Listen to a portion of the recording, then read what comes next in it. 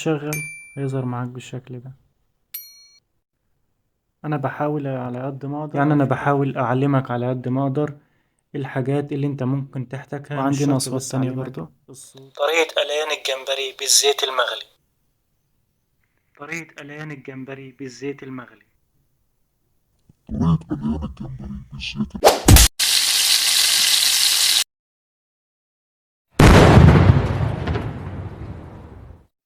Three, two, one, jump! السلام عليكم أحلى متابعين، يا رب تكونوا بخير. ولازلنا في سلسلة كورسات شرح المونتاج بالهاتف من خلال برنامج الكاب كات. والنهاردة هنشرح مع بعض ساوند افكس، اللي هي المؤثرات الصوتية، وأهميتها لفيديوهاتك اللي بترفعها على اليوتيوب أو أي منصة تانية، وحتى فيديوهاتك الشخصية.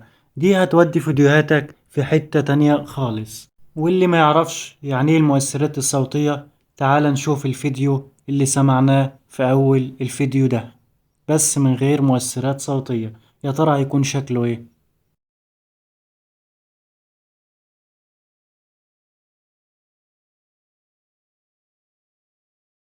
يعني من غير الحاجات اللي انا ضايفها زي صوت الكلاكيت او صوت غليان الزيت او صوت ضرب النار، هتحس ان الفيديو ناقصه حاجة. فيلا بينا نخش على الشرح مع بعض، واجيب لك افضل مؤثرات موجودة على الكاب كات. بس قبل ما نخش على الشرح، ما تنساش تصلي على سيدنا محمد عشان انت تكسب حسنات وانا كمان اكسب حسنات. ويلا بينا على الشرح. طبعا هتفتح برنامج الكاب كات، وهتختار فيديو من الاستوديو بتاعك اللي هتشتغل عليه. انا محضر فيديو هنا هشتغل عليه. هضيف الفيديو هيظهر معاك بالشكل ده. وطبعا ما تنساش تظبط الابعاد بتاعة الفيديو الاول قبل ما تشتغل عليه.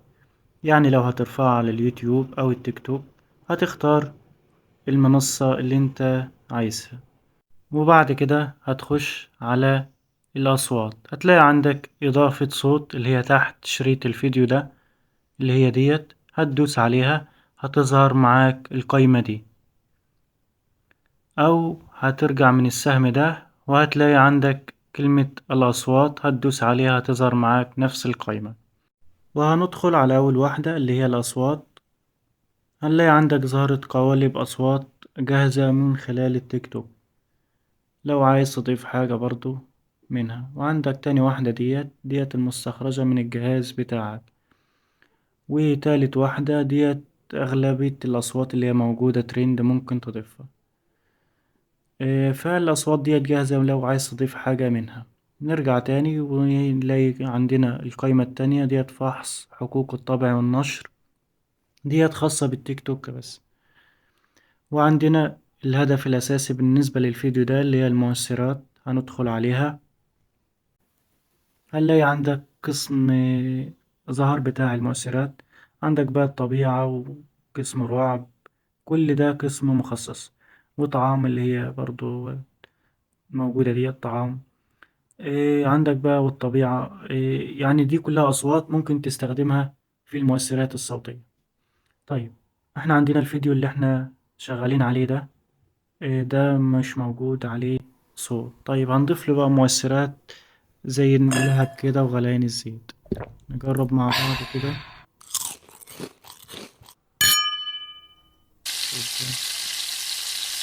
الصوت مش ظاهر عندك.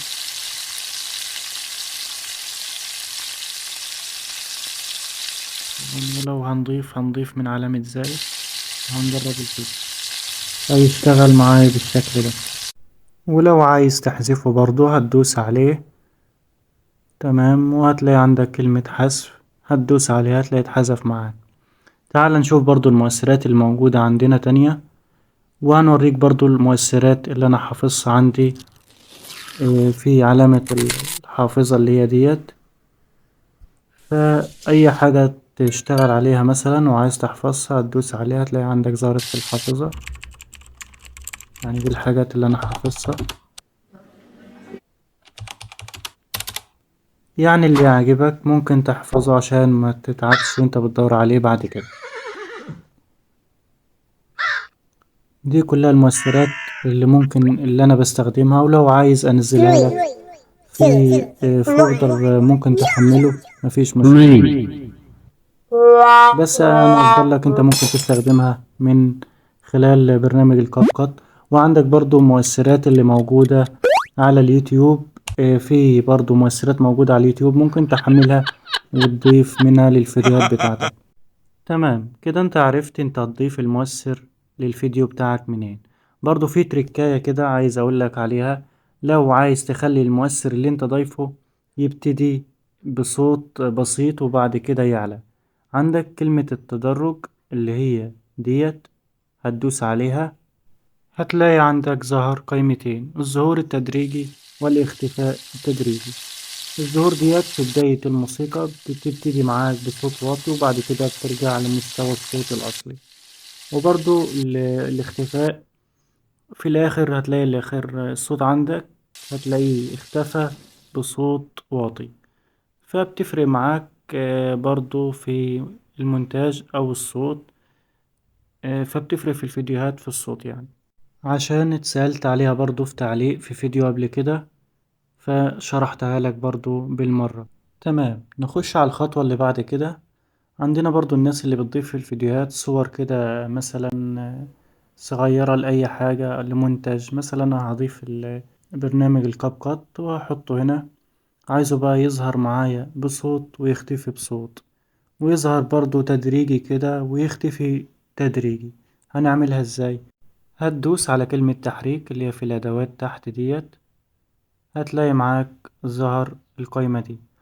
الداخل ده بداية الصورة ما بتظهر معاك، والخارج خارج لما بتنتهي الصورة آه، معاك. ومزج ديت اللي بتبقى في الوسط. هنختار طبعا الداخل قالب معانا، والخارج هنختار القالب ده، وهندوس على علامة صح، هيظهر معاك بالشكل ده. طيب هنضيف له مؤثر بقى صوتي، هندوس على الأصوات وهنختار المؤثر الصوت ده، نضيف مؤثر صوت.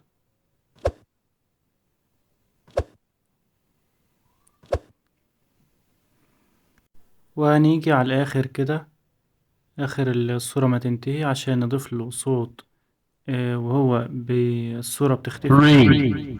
نضيف مثلا الصوت ده، نختار صوت ونضيفه. مثلا صوت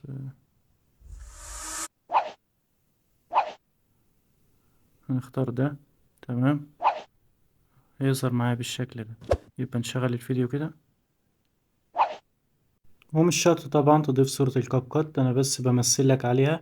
يعني عندنا مثلا لو أنت عايز تظهر علامة اللايك أو الاشتراك هتضيفه برضو وتعمل ليه صوت. على السريع كده هوريهولك. هتدوس على ملصقات وتختار الملصق اللي انت محتاجه، يعني انا هختار اللايك والفولو، هتحطهم في الجناب كده المكان اللي انت محتاجه، وهتدوس على علامة صح، وبعد كده هتدوس على تحريك اللي هي ديت عشان برضو يظهر بالتدريج ويختفي بالتدريج. يعني انا بحاول اعلمك على قد ما اقدر الحاجات اللي انت ممكن تحتاجها، مش شرط بس اعلمك الصوت في الفيديو اللي انا بشرحه لك. فهتختار في الآخر وفي الأول الحاجات اللي انت القالب اللي انت محتاجها هتظهر معاك بالشكل ده. اه تمام. هتضيف بقى صوت، نيجي نضيف صوت، هنظبط كده من الأول، هنرجع بالسهم ده، هنلاقي عندنا الصوت اهوت.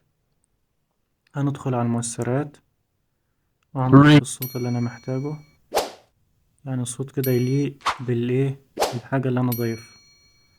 تمام. وما تنساش برضو اللايك والاشتراك برضو في نفس القناة دي والفيديو اللي بيعلمك يعني.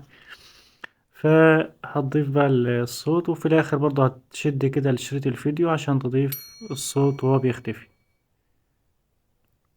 بس نختار برضه كده. ولو معاك طويل شوية الصوت طويل شوية هتأثر لحد ما ينتهي الصوت، وهتشغل هيظهر معاك بالشكل ده. انا بحاول على قد ما اقدر افيدك في الفيديو، يعني انا معلش مش عايز اضيع وقتك ولا اضيع وقتي، فبحاول افيدك على قد ما اقدر. تمام، احنا كده بقى خلصنا المؤثرات. نخش على رابع واحدة، المستخرجة، ودي طبعا بتستخرج الصوت من اي فيديو عندك. تمام، وندخل على اخر واحدة معانا وهي التسجيل، اللي هي ديت، عشان اتسألت عليها من احدى المتابعين كان حابب يسجل بصوته على الفيديوهات اللي بيصورها. طبعا هتسجل بصوتك، هتدوس على العلامة ديت، هيعد معاك من 1 ل3 عشان يبتدي التسجيل. وبعد ما يسجل لو غلطت في حاجة هتطلب عودة، هيسجل لك من جديد، اللي هي على اليمين ديت. تمام. طيب لو بعد ما سجلت بصوتي ولو عايز أعدل على طبقة الصوت بتاعتي أو أعمل مثلا صدى صوت، مثلا زي الفيديو اللي قدامي ديت، عايز مثلا أشرح وأعمل تعديل للصوت، يعني مثلا طريقة قليان الجمبري بالزيت المغلي. تمام، هنيجي بقى في الجملة الأخيرة ديت عشان نعدل طبقة الصوت بتاعتها، هنعمل لها انقسام وهندوس على المؤثرات الصوتية اللي هي ديت، هنلاقي معانا ظهر القايمة دي. هنختار في الأساسي آخر واحدة، طريقة قليان الجمبري بالزيت المغلي. عمل الصوت معانا ازاي؟ طريقة قليان الجمبري بالزيت المغلي. هنقلل بقى الحجم اللي احنا عايزينه. طريقة قليان الجمبري بالزيت المغلي. وعندنا أصوات تانية برضو. طريقة قليان الجمبري بالزيت المغلي. طريقة قليان الجمبري بالزيت المغلي.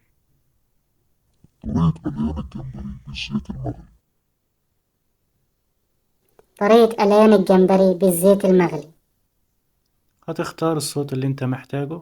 تمام، وهتدوس على علامة صح. وبكده قد وصلنا لنهاية شرحنا اليوم، وما تنساش المشاركة لأصدقائك عشان غيرك يستفيد.